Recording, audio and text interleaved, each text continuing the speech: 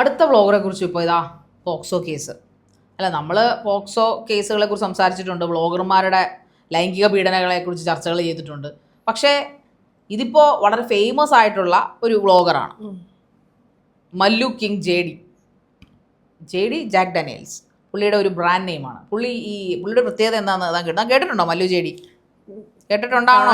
അറിയില്ല, പക്ഷെങ്കിലും വീഡിയോസ് ഒക്കെ വളരെ കുറച്ചാണ്. അത്യാവശ്യം ചങ്കന്മാർക്കൊക്കെ ഇഷ്ടമുള്ള ഒരു വ്യക്തിയാണ് പുള്ളി. വലിയൊരു എന്താ പറയാ, മോഹൻലാലിനെയൊക്കെ പോലെ ഒരു വിഗ്ഗൊക്കെ വെച്ച്, വിഗ്ഗല്ല കേട്ടോ, വിഗ് എന്ന് പറഞ്ഞാൽ ഇതായി പോവും, എന്തോ ഹെയർ ഫിക്സിംഗ് ആണെന്ന് തോന്നുന്നു, എനിക്കറിയില്ല.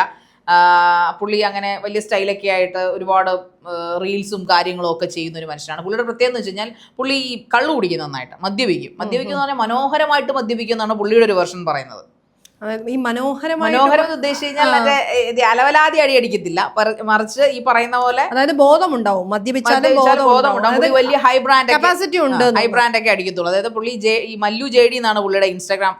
Mukesh M Nair J D എന്ന് പറയുന്ന ആ ഒരു ബ്രാൻഡ് തന്നെയാണ്. ജാക്ക് ഡാനിയൽസ് എന്ന് പറഞ്ഞ ബ്രാൻഡാണ് പുള്ളിയുടെ ഏറ്റവും ഇഷ്ടപ്പെട്ടത്. അതിന്റെ പല വേർഷൻസ് പുള്ളി കൊണ്ടുവന്നിട്ടുണ്ട്, അടിച്ചിട്ടുണ്ട്, അടിക്കുന്ന കാണിക്കാറുമുണ്ട്. അപ്പോൾ പുള്ളിക്ക് ആരെയും പേടിയില്ല. പുള്ളി പറയുന്ന പോലെ ഞാൻ പുള്ളിയായിട്ടൊരു ഇൻട്രാക്ഷൻസിൽ പുള്ളിയോട് ചോദിച്ചിരുന്നു, ഒരു ഇൻ്റർവ്യൂ എടുത്തപ്പോൾ പുള്ളിയോട് ചോദിച്ചിരുന്നു, ഇത് ഒരു സാമൂഹ്യ വിപത്തല്ലേ എന്ന് ചോദിച്ചാൽ പറഞ്ഞു, അത് അങ്ങനെയാണെങ്കിൽ എന്തെല്ലാം കാര്യങ്ങൾ ഇവിടെ സാമൂഹ്യ വിപത്തുകളുണ്ട്, ഞാൻ മദ്യപിക്കുന്നതുകൊണ്ടാണോ ആൾക്കാർ മദ്യപിക്കുന്നതെന്ന രീതിയിൽ പുള്ളി കുറേ ന്യായവാദങ്ങൾ പറഞ്ഞു. എനിവേ പുള്ളി പോലീസൊക്കെ അല്ലെങ്കിൽ നാട്ടുകാരെന്നോട് പറയട്ടെ, ഞാൻ അടി നിർത്താൻ, അപ്പോൾ നിർത്താമെന്നൊക്കെ രീതിയിലൊക്കെ എന്തൊക്കെയോ എന്നോട് സംസാരിച്ചിരുന്നു. എനിവേ എന്തായാലും പുള്ളിക്കെതിരെ ഇപ്പോൾ ഒരു പോക്സോ കേസ്. സത്യത്തിൽ കേട്ടപ്പോൾ ഒരു ഞെട്ടലാണ് എനിക്ക് തോന്നിയത്. കാരണം നമ്മൾ ചിന്തിക്കുന്നില്ല, കാരണം ഒരു ഫേമസ് ആയിട്ടുള്ള സെലിബ്രിറ്റി ആയി പുള്ളി മാറിയിരുന്നു. പുള്ളിയുടെ ഈ ഒരു രീതികളും കാര്യങ്ങളൊക്കെ കൊണ്ട് തന്നെ പുള്ളി അറിയാലോ, എന്ത് ചെയ്താലും ഇതിപ്പോൾ ഓൺലൈൻ സെലിബ്രിറ്റി ആണ്. പക്ഷെ പുള്ളിക്കെതിരെ പോക്സോ കേസാണ് വന്നിരിക്കുന്നത്. അതായത് പല ഓൺലൈൻ ചാനലുകളിലും പല അഭിമുഖങ്ങൾ ഇങ്ങനെ കൊടുത്തിട്ടുണ്ട്, ഇയാളെ കൊടുത്തിട്ടുണ്ട്. അങ്ങനെയുള്ള അഭിമുഖങ്ങൾ കണ്ടിട്ടാണ് എനിക്ക് ഫെമിലിയർ ആയിട്ടുള്ളത്. അല്ലെങ്കിൽ ഈ പറയുന്ന പോലെ വ്ലോഗ് കണ്ടിട്ടോ ഞാൻ ഒരു റെഗുലറായിട്ട് ഇയാളെ ഫോളോ ചെയ്യുന്ന ഒരാളൊന്നുമല്ല. പക്ഷേ എങ്കിലും ശ്രദ്ധിച്ചിട്ടുണ്ട്, ഇല്ലാന്ന് പറയുന്നില്ല, ശ്രദ്ധിച്ചിട്ടുണ്ട്, പല ഇൻ്റർവ്യൂസും കണ്ടിട്ടുണ്ട്. പക്ഷേ ശരിക്കും ഇപ്പോൾ പറഞ്ഞതുപോലെ തന്നെ ഇപ്പോൾ ആരാണ് സെലിബ്രിറ്റി, ആരാണ് നോർമൽ കോമൺ മാൻ എന്നുള്ളത്, എല്ലാവരും കോമൺ മാൻ ആണ്. ആ കോമൺ മാനിനുള്ളിൽ എത്ര സെലിബ്രിറ്റീസിനാണ് എണ്ണി തിട്ടപ്പെടുത്താൻ പറ്റാത്തത്ര വിധത്തിലാണ് സെലിബ്രിറ്റീസിൻ്റെ ഒരു വളർച്ചയും അല്ലെങ്കിൽ എല്ലാവർക്കും ഫെയിം കിട്ടുന്നത്. ഈ ഒരു വ്ളോഗ് അല്ലെങ്കിൽ അങ്ങനെ ഒരു ഇൻഫ്ലുവൻസർ അങ്ങനെയൊക്കെ ഒരു പദവി കിട്ടിക്കഴിഞ്ഞാൽ അല്ലെങ്കിൽ ആ ഒരു രീതിയിലേക്ക് നമ്മൾ വളർന്നു കഴിഞ്ഞാൽ നമ്മുടെ സോഷ്യൽ മീഡിയ അക്കൗണ്ട്സിൽ അത്യാവശ്യം നല്ല രീതിയിൽ ഫോളോവേഴ്സ് ആയി കഴിഞ്ഞ് കഴിഞ്ഞാൽ പിന്നെ നമ്മൾ സെലിബ്രിറ്റി ആയി. ഏതൊരാളാണെങ്കിലും സെലിബ്രിറ്റി ആയി കഴിഞ്ഞാൽ നമ്മുടെ സമൂഹത്തിൻ്റെ ഒരു പൊതുവേ ഉള്ളൊരു കാഴ്ചപ്പാടും ഇപ്പോൾ നിലവിലത്തെ പോക്കും അങ്ങനെ തന്നെയാണ്. അപ്പോൾ സ്വാഭാവികമായിട്ടും ഇതിനു മുൻപും പല ഇതുപോലെയുള്ള ഇൻഫ്ലുവൻസേഴ്സ് അല്ലെങ്കിൽ വ്ളോഗേഴ്സിനെ പറ്റിയുള്ള പരാതികൾ ഉയർന്നു, നമ്മൾ അതിനെപ്പറ്റിയൊക്കെ ചർച്ച ചെയ്തിട്ടുണ്ട്. പക്ഷേ ഇത് ശാരിക ഇപ്പോൾ പറഞ്ഞ പോലെ നമ്മൾ പ്രതീക്ഷിച്ചിരുന്നില്ല. കാരണം അവരും മനുഷ്യരാണ്, സാധാരണ ആളുകളെ പോലെ ഉള്ളൂ. ഏതൊരു സെലിബ്രിറ്റി ആണെങ്കിലും വ്ളോഗർ ആണെങ്കിലും എന്നുള്ളതിൻ്റെ തെളിവുകളായിട്ടാണ് ഇങ്ങനെയുള്ള ആളുകൾ വീണ്ടും വീണ്ടും ഇത്തരം കേസുകളിൽ പെടുന്നത്. ഇതിപ്പോൾ ഒരു 16 വയസ്സുകാരി, അത് 16 വയസ്സുള്ളൊരു പെൺകുട്ടിയെ അർദ്ധനഗ്നയാക്കി ഫോട്ടോഷൂട്ട് അല്ലെങ്കിൽ ശരീരത്തിൽ സ്പർശിച്ചു എന്ന് പറഞ്ഞ് ഈ കുട്ടിയുടെ മാതാപിതാക്കളാണ് കോവളം പോലീസ് സ്റ്റേഷനിൽ പരാതി കൊടുത്തിരിക്കുന്നത്, അല്ലേ?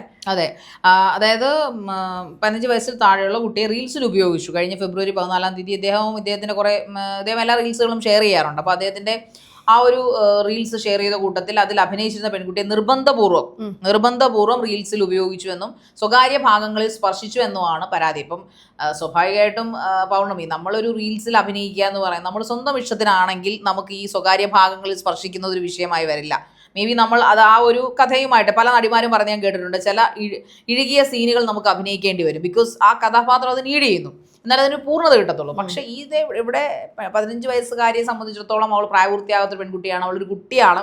സോ അതുകൊണ്ട് തന്നെ അവളെ റീൽസ് നിർബന്ധിപ്പിച്ച് അഭിനയിച്ചു എന്നൊക്കെയാണ് പരാതി വന്നിരിക്കുന്നത്. അതോടൊപ്പം അവളെ ഈ പറയപ്പെടുന്ന മോശമായ രീതിയിൽ സ്പർശിച്ചു എന്നും പറയുന്നു. പക്ഷേ ഇപ്പോൾ ഇതിന് വേറൊരു വെർഷൻ കൂടെ കേൾക്കുന്നുണ്ട്, ഇതൊരു കുക്ഡപ്പ് ആയിട്ടുള്ള അല്ലെങ്കിൽ ഇതൊരു മനഃപൂർവ്വം ഇദ്ദേഹത്തിൻ്റെ തമ്മിലുള്ള റൈവലറി, അതായത് ഇദ്ദേഹത്തിന്റെ എതിരാളികൾ ഇദ്ദേഹത്തിന് കൊടുത്ത പണിയാണെന്നും പറയപ്പെടുന്നുണ്ട്. എന്തായാലും ഇദ്ദേഹത്തിന്റെ വിഷു റീൽസ് ഒന്ന് നമുക്ക് കണ്ടാൽ നമുക്ക് മനസ്സിലാകും. വിഷുവിന് അതേ റീൽ ഇട്ടിട്ടുണ്ട്, ഉണ്ണിക്കണ്ണാവാ എന്നുണ്ണിക്കണ്ണാവാ എന്നും പറഞ്ഞിട്ട്. അതിലാത്ത റീൽസ് കണ്ടാൽ നമുക്ക് പ്രത്യേകിച്ച് ചിലപ്പോൾ തോന്നും, ചിലപ്പോൾ ഇച്ചിരി തൊട്ടും ഇഴുകിയും ഒക്കെ അഭിനയിക്കുകയാണെന്ന് നമുക്ക് തോന്നിപ്പോ. പെണ്ണുങ്ങളൊക്കെ ആയിട്ട് കൃഷ്ണനെ മാനക്കേണ്ടാവുന്ന തരത്തിലാണ് അത് അഭിനയിച്ച് വെച്ചിരിക്കുന്നത്. എനിക്ക് തോന്നുന്നില്ല കൃഷ്ണൻ ഇങ്ങനെയൊക്കെയാണ് അഭിനയിക്കുന്നത് കേട്ടോ. എനിവേ അദ്ദേഹത്തിൻ്റെ മറ്റ് റീലുകൾ നമ്മൾ നോക്കുകയാണെന്നുണ്ടെങ്കിൽ അദ്ദേഹത്തിൻ്റെ ആ ഒരു ഇൻസ്റ്റാഗ്രാം പ്രൊഫൈലിലൂടെ നമ്മളൊന്ന് ഗോ ത്രൂ ചെയ്യുവാണെങ്കിൽ നമുക്ക് തീർച്ചയായിട്ടും കാണാൻ സാധിക്കും പെണ്ണുങ്ങളുമായിട്ട് അത്യാവശ്യം അടുത്തിടപഴകി തന്നെയാണ് പുള്ളി അഭിനയിക്കുന്നത്. മേ ബി നമ്മൾ ചിന്തിക്കുക എന്താണ്, ഓപ്പോസിറ്റ് നിൽക്കുന്ന ആൾക്കും അതേ സമ്മതം തന്നെ ആയിരിക്കും, അതുകൊണ്ടാണല്ലോ നിർബന്ധിപ്പിച്ച് അഭിനയിക്കുവാണെന്ന് നമുക്ക് തോന്നിയിട്ടില്ല. ഇനി അതിൻ്റെ പിന്നാമ്പുറ കഥകൾ എന്താണെന്ന് നമുക്കറിയില്ല. അപ്പോൾ അതിലൊരു പിന്നാമ്പുറ കഥയാണ് ഇപ്പോൾ പുറത്തോട്ട് വന്നിരിക്കുന്നത്. എന്ത് തന്നെയായാലും മല്ലു JDയെ സംബന്ധിച്ചിടത്തോളം വലിയൊരു ഷോക്കിംഗ് ആയിട്ടുള്ള വലിയൊരു നാണക്കേട് ഉണ്ടാക്കുന്ന ഒരു കാര്യം തന്നെയാണ്. കാരണം അദ്ദേഹം ഒരുപാട് ഈ പറയുന്ന പോലെ വിവാദങ്ങളുണ്ട് അദ്ദേഹത്തിന്. കാരണം ഈ മദ്യത്തിന്റെ ഉപയോഗം, മദ്യത്തിന്റെ കൺസപ്ഷൻ, അദ്ദേഹം കാറിന്റെ മുകളിൽ വെച്ച് ജീപ്പിന്റെ മുകളിൽ വെച്ചും ഒക്കെ ഈ നാരങ്ങ പിഴിഞ്ഞ് അല്ലെങ്കിൽ കോക്ടെയിലുകൾ ഉണ്ടാക്കി ആൾക്കാരെ കാണിക്കുന്ന ഒരു രീതി അദ്ദേഹത്തിന്. അപ്പോൾ അദ്ദേഹത്തിന് ഞാൻ പേഴ്സണലി ചോദിച്ചിട്ടുണ്ട് ഇന്റർവ്യൂവിൽ, സർ ഈ കാണിക്കുന്നതൊക്കെ തെറ്റല്ലേ, നിങ്ങൾ ഈ മദ്യത്തിന് എന്തിനാണ് ഇങ്ങനെ പ്രൊമോട്ട്? കാരണം ഇത് കാണുന്ന ഒരാൾക്ക് തോന്നുക ഇത്രയും ടേസ്റ്റ് ഉള്ള ഒരു സാധനമാണ് എങ്കിലും ഒന്ന് മദ്യപിച്ച് നോക്കാം. അദ്ദേഹം അവനില്ലാത്ത കാശുണ്ടാക്കി ചിലപ്പോൾ അദ്ദേഹം കുടിക്കുന്ന ബ്രാൻഡൊക്കെ അത്യാവശ്യം പ്രീമിയം ബ്രാൻഡുകളാണ്. സോ ഇതൊന്ന് മേടിക്കണമെന്നോ അല്ലെങ്കിൽ ഇതൊന്ന് തൊട്ട് രുചിക്കണമെന്നോ കരുതി എന്തൊരു പണിക്ക് പോകാൻ ചിലപ്പോൾ യുവജനത താല്പര്യപ്പെട്ടേക്കാം, താങ്കൾക്ക് ഇതൊക്കെ നിർത്തിക്കൂടെ എന്നൊക്കെ ഞാൻ ചോദിച്ചതൊക്കെ അദ്ദേഹം വളരെ ഇച്ചിരി ഒരു എന്താ പറയുക ഒരു അരകൻ മറുപടിയാണ് എനിക്ക് തന്നത്. എനിവേ അതല്ല ഇവിടുത്തെ വിഷയം. പക്ഷേ ബേസിക്കലി ഒരു ഇങ്ങനൊരു വിഷയത്തിൽ സത്യമുണ്ടോ ഇല്ലയോ എന്നുള്ളത് ഇനി അന്വേഷണത്തിലാണ് നമുക്ക് തെളിയാൻ സാധിക്കും. എന്തായാലും കേസ് എടുത്തിട്ടുണ്ട്, അവരുടെ പാരന്റ് ആണ് പോക്സോ കേസ് കൊടുത്തിരിക്കുന്നത്, കോവളം പോലീസാണ് കേസ് എടുത്തിരിക്കുന്നത്. സോ അതുകൊണ്ട് തന്നെ ഇനി അങ്ങോട്ടുള്ള മല്ലു JDയുടെ പോക്ക് എങ്ങനെയായിരിക്കും, ഇനി അദ്ദേഹം ഒതുങ്ങുമോ എന്ന് നമുക്ക് കണ്ടറിയാം. അതായത് ഒതുങ്ങാനുള്ള സാധ്യതയൊന്നുമില്ല. ഇപ്പൊ പ്രതികരിച്ചിട്ടില്ല എന്നും പറയാൻ പറ്റില്ല. അതായത് അദ്ദേഹത്തിന്റെ പോസ്റ്റുകൾ കാണുമ്പോൾ വാർത്താ ചാനലുകൾ തന്നെ റിപ്പോർട്ട് ചെയ്യുന്നത് എന്താണെന്ന് വെച്ച് കഴിഞ്ഞാൽ ഇത് ഒരു ഫേക്ക് ആയിട്ട് ഉണ്ടാക്കിയ കേസാണ്. അതുകൊണ്ട് തന്നെ താൻ ഇതിനെ കോടതിയിൽ നേരിട്ടോളാം എന്നൊരു ആംഗിളിലാണ് നിൽക്കുന്നത്. ഒരു പക്ഷേ നിരപരാധിയാണെങ്കിൽ ശിക്ഷിക്കപ്പെടണമെന്ന് ആരും ആഗ്രഹിക്കില്ല, നമ്മളും ആഗ്രഹിക്കുന്നില്ല. പക്ഷേ ഈ തരത്തിൽ ഇപ്പൊ റീൽസ് എന്നൊക്കെ പറയുന്നത് ഇപ്പൊ ഭയങ്കര കോമൺ ആയി മാറിക്കൊണ്ടിരിക്കുക.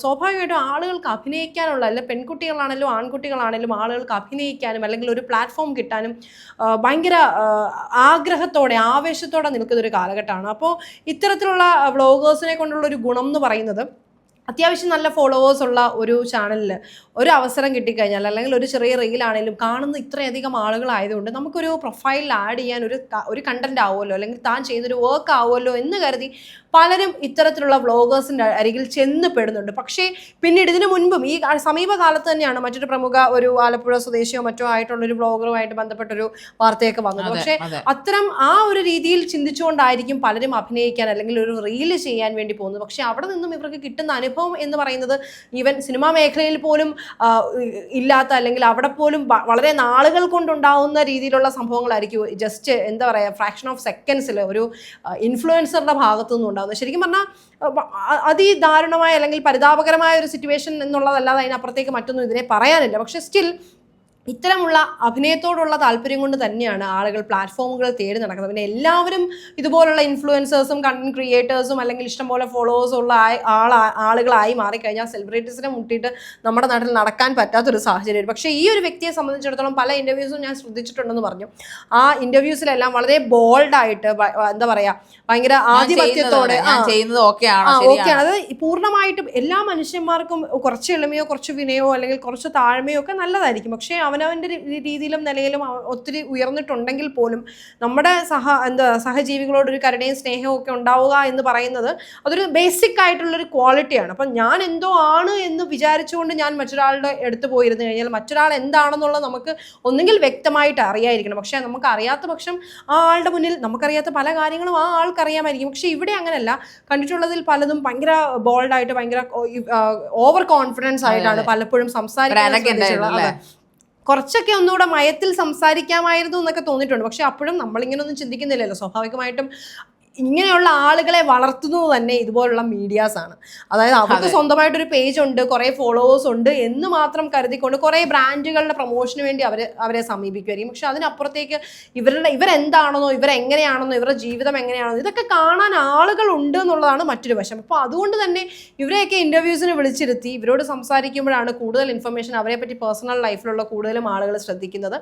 അപ്പോൾ അങ്ങനെ പോകുമ്പോഴേക്കും ഇങ്ങനെ ഒരു കണ്ടന്റ് ശരിക്കും പറഞ്ഞു കഴിഞ്ഞാൽ ഈ പറയുന്ന വ്യക്തിയെ സംബന്ധിച്ചിടത്തോളം ഇതൊരു കോട്ടമാവാൻ ഒരുപക്ഷെ സാധ്യതയുള്ളൊരു സംഭവമാണിത്. തീർച്ചയായിട്ടും. കാരണം പുള്ളിയുടെ ഒരു അരഗൻസി, പുള്ളി ചെയ്യുന്ന പ്രവൃത്തി ഒരു ശുഭകരമായ പ്രവൃത്തിയല്ല. കാരണം ഒരു ആൽക്കഹോൾ കൺസംഷനെ വളരെ മഹത്വവൽക്കരിച്ചുകൊണ്ടുള്ള ഒരു പരിപാടിയാണ് പുള്ളിയുടെ റീൽസിൽ നമുക്ക് കാണാൻ സാധിക്കുക. അതുകൊണ്ടാണ് പുള്ളിക്ക് ആ ഒരു പേര് തന്നെ JD മല്ലു അല്ലെങ്കിൽ JD കിങ്, അത് ജാക്ക് ഡാനിയൽസിന്റെ കിങ് ആണെന്ന് പുള്ളി സ്വയം അവരോധിച്ചുകൊണ്ടിരിക്കുകയാണ്. അതുകൊണ്ട് തന്നെ പുള്ളി പറയും എന്ത് ചെയ്യാം, ആൾക്കാർക്ക് എന്നെ ഇഷ്ടമാണ് എന്ന രീതിയിലാണ് പുള്ളിയുടെ ഒരു നിലപാട്. അതായത് ഞാൻ കാണിക്കുന്നതെല്ലാം ശരി, അല്ലെങ്കിൽ ഞാൻ വരയ്ക്കുന്ന വര എന്ന രീതി ഒരു കാരണമാണ്. പുള്ളിക്ക് ബേസിക്കലി എനിക്കൊന്ന് പുള്ളി കുറച്ച് അഫ്ലുവൻ്റ് ആണ്. പുള്ളിക്ക് കുറേ വ്യാപാര സ്ഥാപനങ്ങൾ കാര്യങ്ങൾ എന്തൊക്കെയോ ഉണ്ട്. പുള്ളി ബേസിക്കലി അത്യാവശ്യം കാശുള്ള ഒരു പാർട്ടി ആയതുകൊണ്ട് തന്നെ പുള്ളിക്ക് ആരെയും ഭയമില്ല എന്ന രീതിയിൽ മറ്റുള്ളവരുടെ ടൈമിനോ അല്ലെങ്കിൽ മറ്റുള്ളവരുടെ ഒരു നിലപാടുകൾക്കൊക്കെ വില കൊടുക്കുമോ അല്ലെങ്കിൽ കൊടുക്കാൻ താല്പര്യമില്ലാത്തൊരു വ്യക്തിയാണെന്ന് പലപ്പോഴും നമുക്ക് അദ്ദേഹത്തിൻ്റെ റീൽസോ അല്ലെങ്കിൽ അദ്ദേഹത്തിൻ്റെ വീഡിയോസോ ഒക്കെ കാണുമ്പോൾ തോന്നിയിട്ടുണ്ട്. പുള്ളി ഞാൻ ഇങ്ങനെ ജീവിക്കും, ഇനി നാട്ടിൽ എന്ത് നിയമം ആയാലും ഇപ്പോൾ ആൽക്കഹോൾ കൺസംഷൻ തെറ്റാണ്, അത് മറ്റുള്ള നമ്മുടെ കരളിനെ നശിപ്പിക്കും, മയക്കുമരുന്ന് ഉപയോഗം തെറ്റാണ്, അത് നശിപ്പിക്കുന്നത്, പുള്ളി ഇത് ഉപയോഗിക്കും, പുള്ളി ഇത് കാണിക്കും.